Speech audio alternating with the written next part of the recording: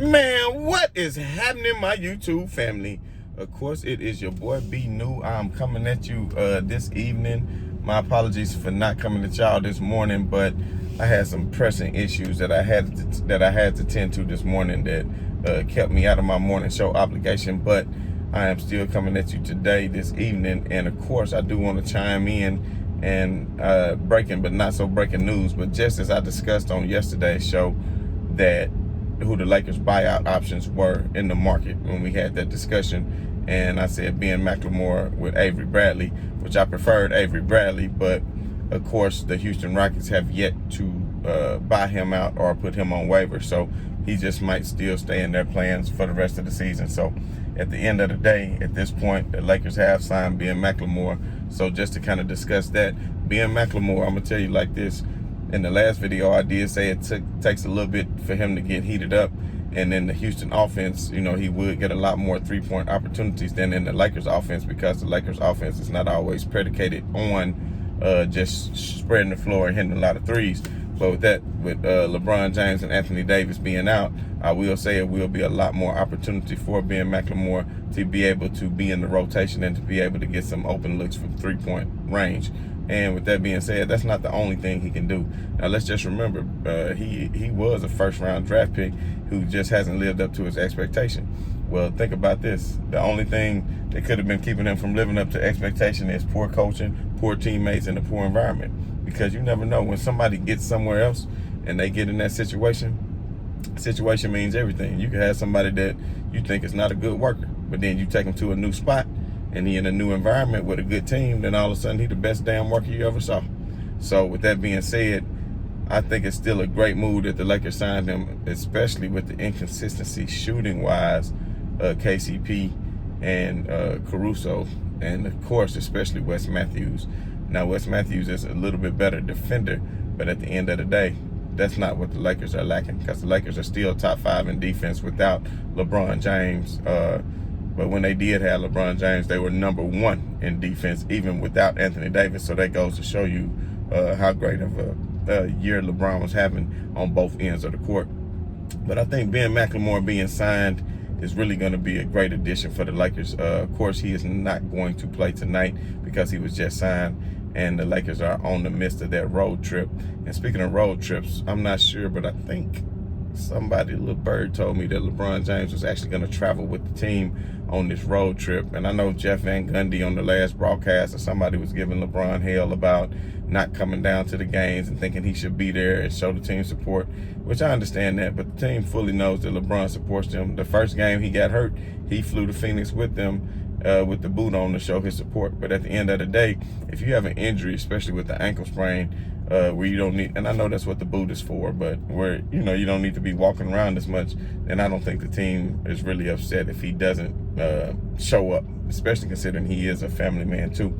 I know AD is at all the games, but you know, that's a personal preference. I believe, I don't think the team makes you have to come, but at the end of the day, I think, and I could be wrong, that LeBron James did in fact travel with the team on this East Coast road trip.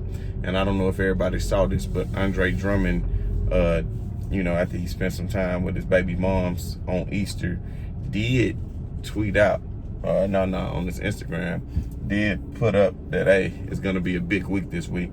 So with that being said, he may be getting some more playing time. Tonight, he is currently listed as a game time decision. And the Lakers, like I was telling everybody before, you know, with teams that you're supposed to beat, you should beat them.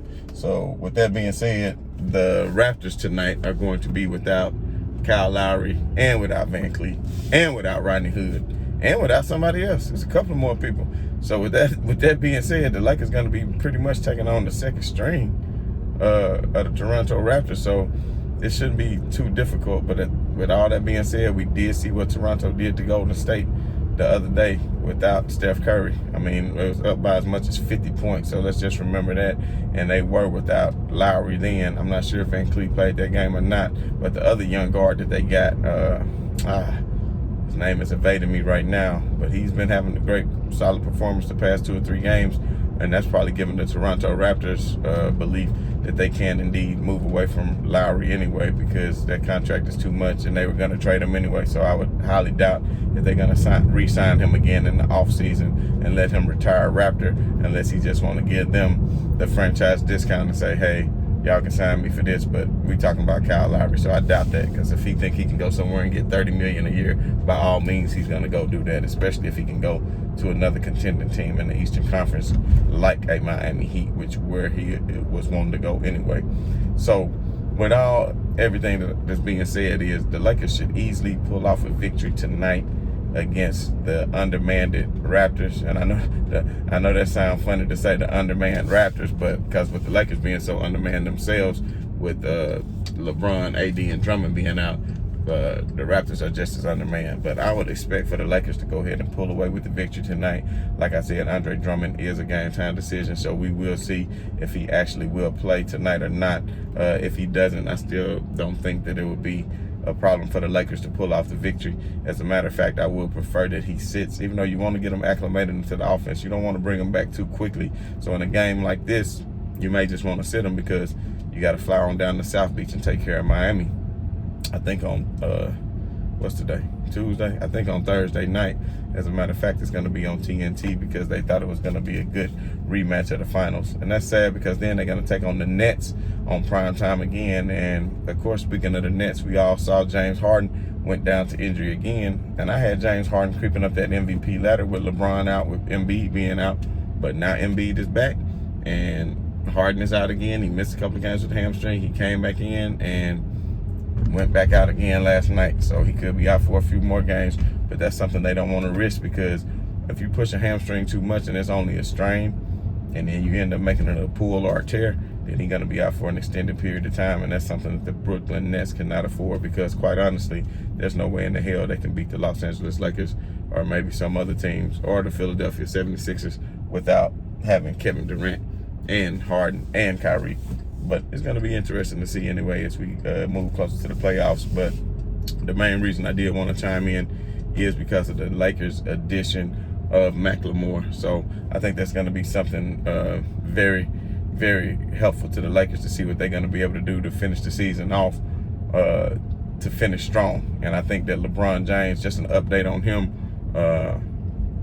from what Dave McMenamin and a lot of people that's close to the sources are saying, that LeBron James could be back in as little as 2 more weeks. So you would hope, I mean, that initial injury happened 2 weeks ago, so 2 more weeks will put him at a full month.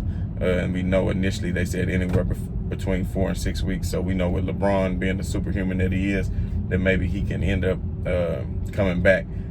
I'm saying by April the 23rd or April the 24th, when they go on that stretch against Dallas, some other teams, because the Lakers have one of the toughest schedules left in the NBA, and it's going to be very important, because we all know right now they've already slipped down in the standings. So we got other teams that we got to keep an eye out on, teams like Portland and Dallas. We don't never want to pray for anybody downfall, but we got to keep hoping that Portland loses games, and that Dallas loses games, and that the Nuggets loses games, and even the Clippers. I want to say the Clippers are going to be taking on the Nuggets or either the Trailblazers. So like in a situation like that, you would probably want the Trailblazers to lose so they can continue to fall down in the standings and the Lakers can stay up there. Because if the Clippers are 4 and the Lakers are 5, then that might be exactly what we're looking for as far as playoff seeding. But it just all depends. So anyway, I just want to chime in on y'all this evening, and I'll probably come back at you in the morning. I will, the game tonight is not going to be nationally televised. It is going to be on League Pass, but I will get a chance to go ahead and check it out and let you know my thoughts on it. And then, of course, whether or not Andre Drummond is playing, and if he does play, I'll be sure to give you all the insight of what I see on the floor as far as how his performance went, still dealing with that toe injury. So we should see how it goes. But in the comments, you guys let me know, what do you feel about what the Lakers' chances are to finish at least in the top 6 seeding? How soon you think it is, because everything is speculation at this point, how soon you think it is that LeBron James will be back. And also in the comments, please let me know how you feel about the addition of McLemore. I think he's going to be I think it's a good move, especially with, like I said, the inconsistencies.